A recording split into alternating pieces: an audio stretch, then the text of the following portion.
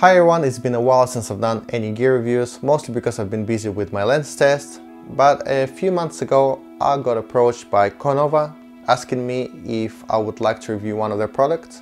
Being a fan of Konova sliders, I of course said yes, so they sent me this KSD-2000 scale dolly. Before I get into the actual review, I just want to make it clear that this is a completely impartial review. I'm not being paid by Konova, they didn't ask me to say anything particular. All that you will see in this video comes completely from me and not from anyone else. So where do we start with this review? I think the best place to start is the little carry case that the dolly comes in.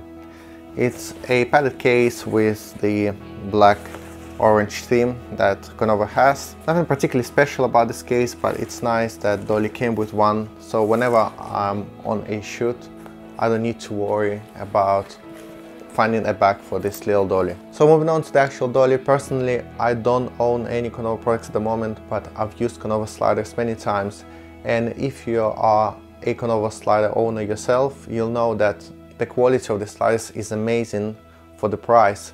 Same goes for this scale dolly. It's very solid. The whole dolly is made fully out of metal. There are no plastic parts at all. The central platform right here is slightly raised, which helps with the clearance of the lens when the camera is positioned sideways. On each side we have two large metal spring-loaded knobs which feel very solid, and their size really helps tighten them down. There's also a 1/4 mounting point on one of the sides which allows you to add a flexible arm with a small monitor or an LED light. Just below the aluminium knob here you can see the scale. There's one on each side for each axis. This allows you to create a very precise angle of the rotation. For example, if you want to make a half circle around a small object, you could set each scale to 30%. And this will allow you to rotate around a small object in a semicircle or even a 360 circle if you have enough space for that. Also, you probably can hear that the axes have the ratcheting points, which again make sure that the positioning of the angles is very accurate. The axes only stop at the points marked out on the scale. So you will not have something like 21% on one side and 20 on another. It will be 20 on each side.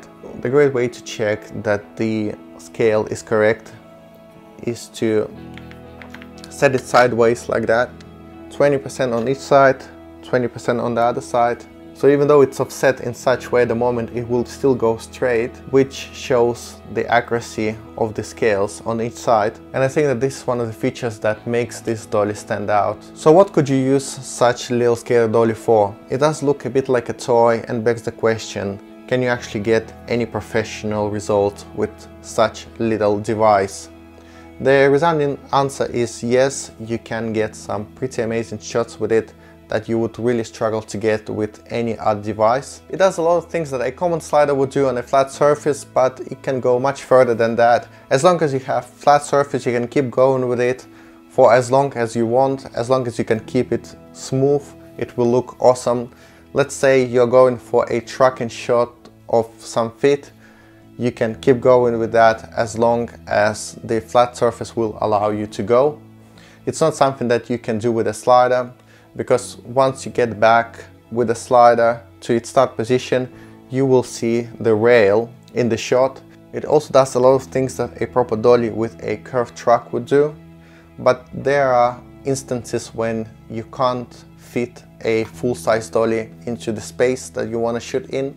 And also if you want to get a curved shot on a low level, let's say on the floor, you can't do it with a proper dolly. You have to use something like that. There's no other way to get a curved shot on the floor. As you may know, I do a lot of gear reviews, and for me this scale dolly adds a lot of production value to my establishing product shots. It allows me to show off the product from a much more creative, three-dimensional way. It's particularly useful for the shots of the vintage lenses that I often test and review.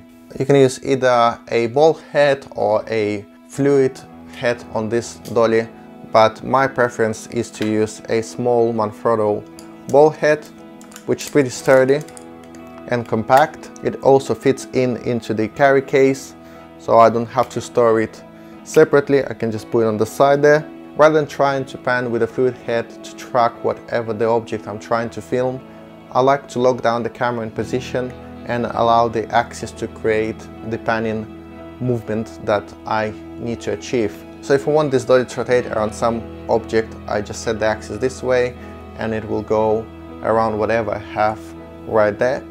But if I want to create just a more general pan, maybe of a wide room, then I set the other way, and what it will do, it will give me a nice wide pan around the area that I have with that extra motion that you wouldn't get with a tripod. I've been trying really hard to find any negative points about this scare dolly, but I can't really think of anything that this little dolly does wrong. As far as the table dollies go, I couldn't really ask for anything more. Even the price of this thing is not terrible.